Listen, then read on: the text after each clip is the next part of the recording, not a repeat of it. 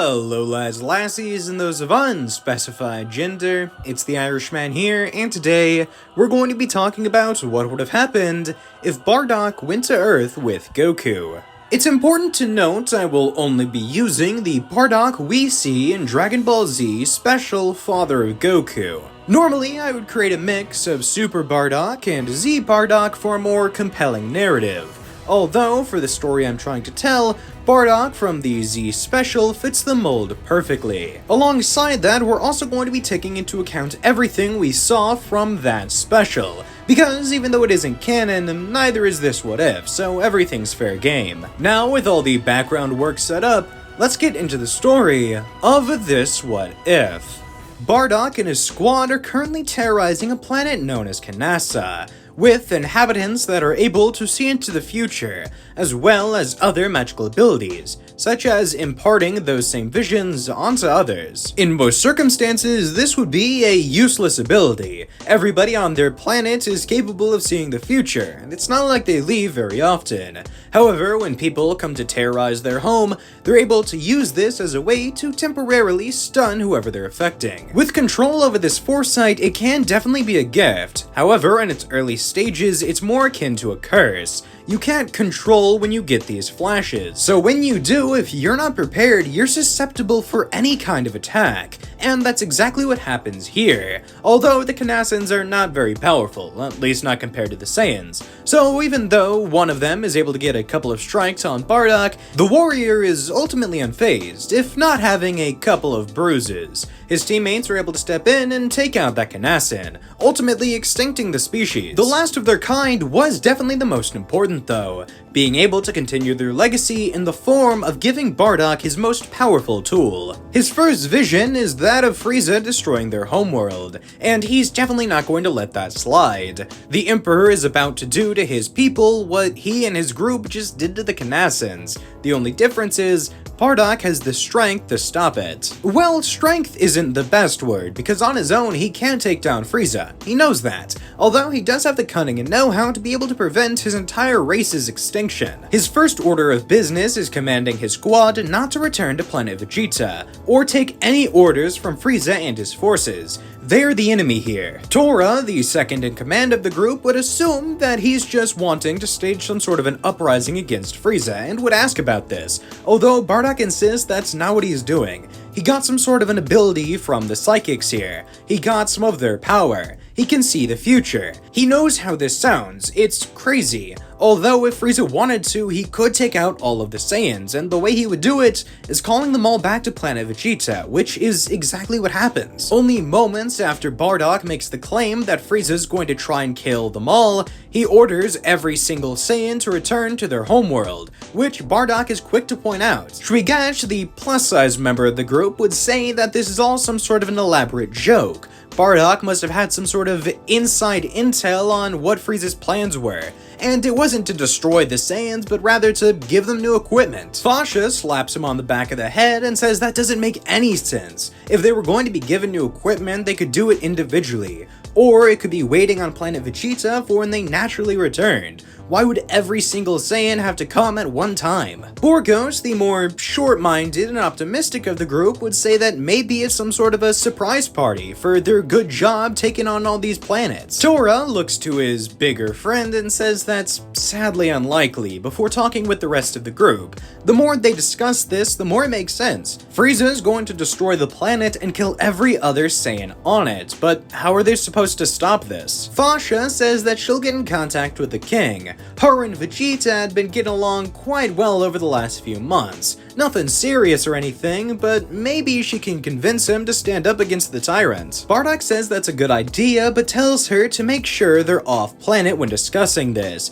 Not only because Frieza has eyes and ears everywhere, but also because he doesn't want to put a member of his group in harm's way. Bardock says he's going to go to planet Vegeta, that way he can save as many other Saiyans as possible, as well as being able to rescue his son. Currently, he's in the infirmary, although if he's able to get there quick, he can steal an incubation pod before heading to a nearby moon and staying just out of Frieza's radar. As for the other three, they should find a planet that's practically worthless, somewhere that Frieza will never look but is still hospitable. The most important part of this plan, though, is to make sure wherever they go, they start training. They need to be as strong as possible if they're going to take the fight to Frieza. Who knows, maybe one of them will even become the legendary Super Saiyan. It'd sure be in their favor, although only time will tell. They all head their separate ways as Bardock heads for planet Vegeta. He would land on the floating rock before finding the place where Kakarot was being held. He picks his son up and holds him in his arms. As he begins looking for an incubation chamber, he sees Frieza's spaceship in the skies above. Not only that, but also the Ginyu Force, Zarbon and Dodoria, as well as an entire fleet of Frieza Force soldiers. But they're not here to fight.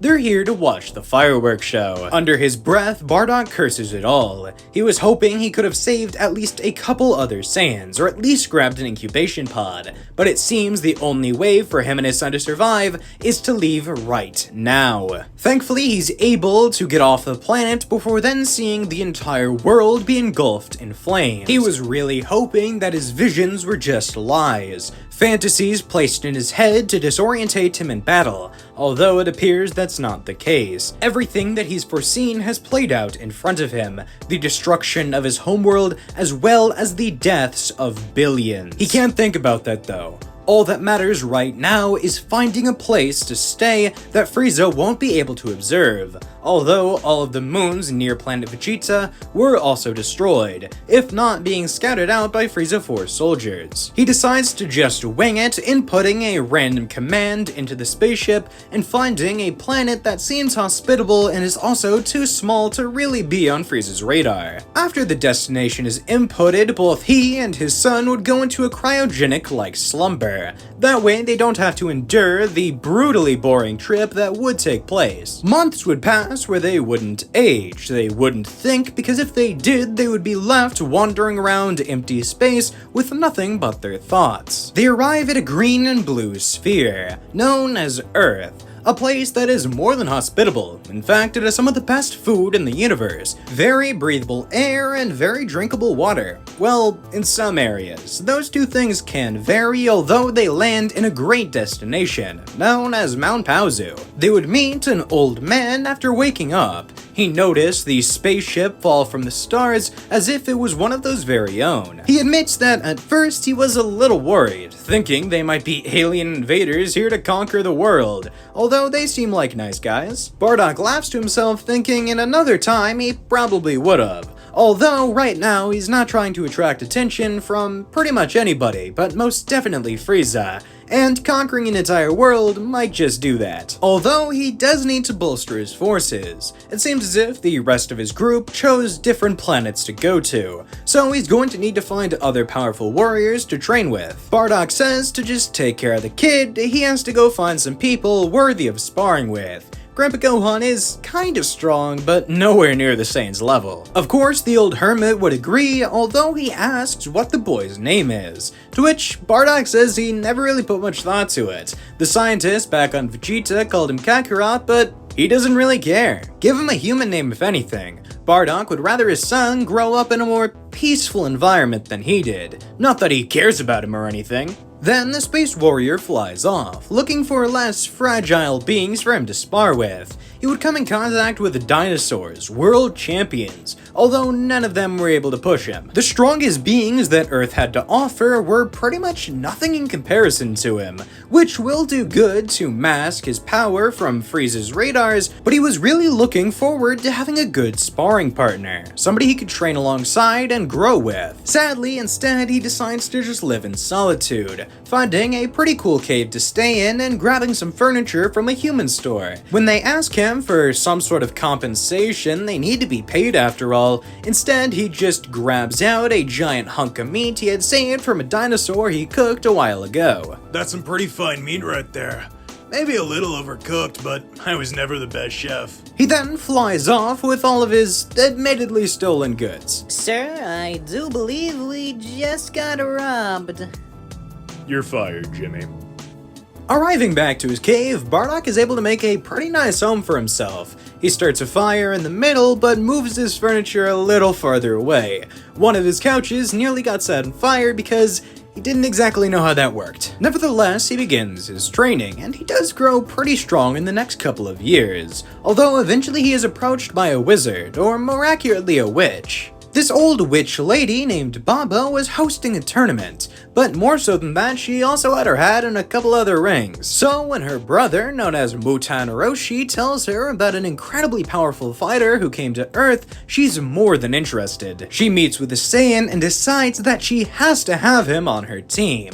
Plus, he's also a strapping young man, so maybe she could get some other sort of assistance. He accepts her offer to be a fighter for hire, although rejects her other advances. A Saiyan with the ability to use magic would be cool, but Bardock isn't even gonna think about it until he sees a wizard with a prettier face. The first few tournaments he participates in are being held by Baba herself, but all of the people that she puts up against Bardock are no challenge at all. He's far stronger than any of them, and their hacks abilities frankly don't even faze him. Dracula's fangs break upon impact. The Invisible Man is hard to spot, although very easy to avoid. And when he learns where the Translucent Man is hiding, he's able to easily overpower him with just one punch. The Devilman's signature anti-evil beam is dodged with relative ease and countered with an even more powerful blast. They were so easy to defeat that Bardock outright debates just heading back to his cave, although Baba insists she has another tournament, one not hosted by her and that will actually challenge the Saiyan. She explains that she has the ability to bring the once dead back to the realm of the living temporarily,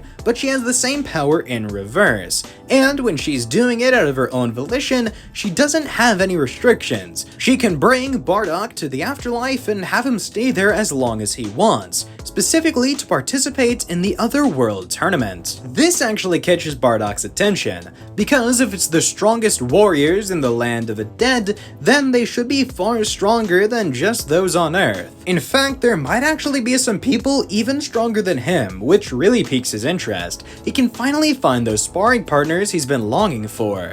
So now, more psyched up than ever, Bardock begins preparing for the Otherworld tournament.